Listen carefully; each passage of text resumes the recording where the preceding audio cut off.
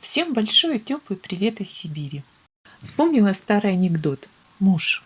Жена у меня занудная очень, сил нет, как надоело. А что такое? Да понимаешь ли, вот праздник, 1 мая, все веселятся, а жена моя только ноет. Вынеси елку, да вынеси елку. Елку, а вернее сосну, давно убрала, но только сейчас смонтировала видео. Сегодня показываю процесс изготовления ароматного панно из новогодней красавицы. Раз уж дерево, которое росло более 10 лет, срубили, так пусть оно радует глаз и после праздника. Несмотря на то, что хвойные ветви очень гибкие, их не используют в плетении, потому что смола продолжает выделяться еще долгое время, и мы чувствуем приятный запах эфирных масел. В первую очередь обрезала самые маленькие веточки и убрала иголки. Лучше одеть перчатки, чтобы защитить руки. Кстати, смола легко отмывается с помощью растительного масла. Иголки можно использовать в изготовлении мыла, ароматных саше, пряжи, мазей, поделок, для принятия ванн и в качестве удобрения на дачу. Нарисовала и вырезала круги из обычного картона и бумаги. У меня они 19 сантиметров диаметром. С помощью бумажного круга нашла центр на картоне, свернув лист 4 раза. Приклеиваю веточки горячим клеем. Его лучше наносить не вплотную к предыдущему завитку, а отступив половину диаметра ветки.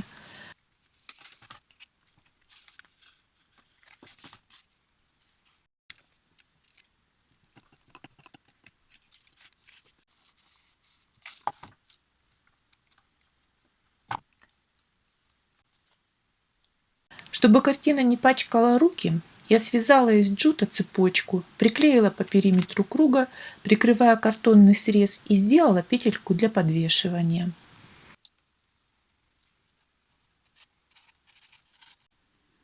На такой подложке можно размещать объемные композиции из сухих цветов, шишек, игрушек, искусственных еловых веточек, бусин.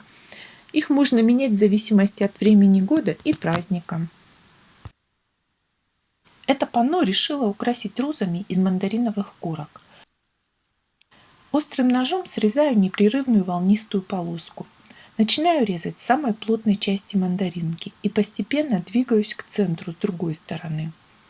Мне очень понравилось работать с цитрусовыми. На канале есть видео о декоре из апельсиновой кожуры. Ссылку я оставлю в описании. Далее закручиваю цветок нижним срезом вверх. У него острая фаска, и при сушке она легко закручивается наружу, как лепесток у настоящей розы.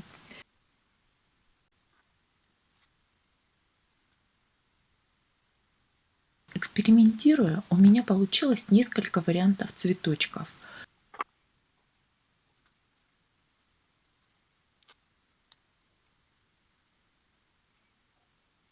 Но я остановилась на розах, у которых корки закручены яркой стороной внутрь. Это номер 1. Обязательно нужно закрепить розы перед сушкой иглой, чтобы цветок не деформировался. Пробовала использовать зубочистки, но от них остаются большие дырки. А какой из 3 вариантов розочек понравился вам? Напишите в комментарии. К цветам я добавила листья розы. Осенью засушила на всякий случай несколько веточек. Случай не заставил себя долго ждать.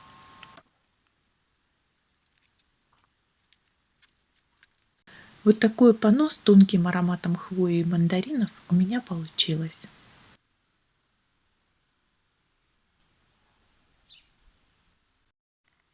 Для второго варианта панно я использовала уже более крупные ветки. Нужно дать немного времени, чтобы они подсохли, иначе, высыхая, может просвечивать основа между прутиков. Нарезала веточки одинаковой длины, приклеила на картон, в центре разместила более толстые, получилась горка из бревнышек.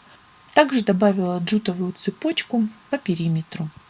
Подвесила картину углом вверх, так, на мой взгляд, фон смотрится интереснее. Вырезала бумажные домики и наметила места для их установки. Нарезала секатором кружки и ветки. Первый домик клеила отдельно, но получилось неаккуратно, много клея. Остальные домики сразу строила на картине, только крыши отдельно, чтобы веточки чердака дома не выходили за границу. Добавила окна, забор, трубу и деревья.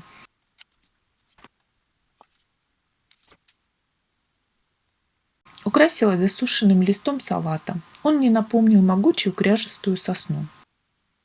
Такую картину можно повесить в прихожей. Можно добавить крючки по нижним краям ромба, и получится ключница. А по возвращении домой вас будет встречать легкий смоляной запах. Благодарю вас за просмотр. Как вам такая идея использования новогодних елок? Может быть, вы знаете другие способы, где можно использовать елки. Поделитесь, уверена, что не только я интересовалась этим. Если вам понравились мои работы, буду признательна за лайк и подписку, если вы еще не подписаны на мой канал. Если остались вопросы, пишите, и я с удовольствием вам отвечу. А если не хотите пропустить новое видео, нажмите на колокольчик. Крепкого здоровья и до новых встреч. Пока-пока.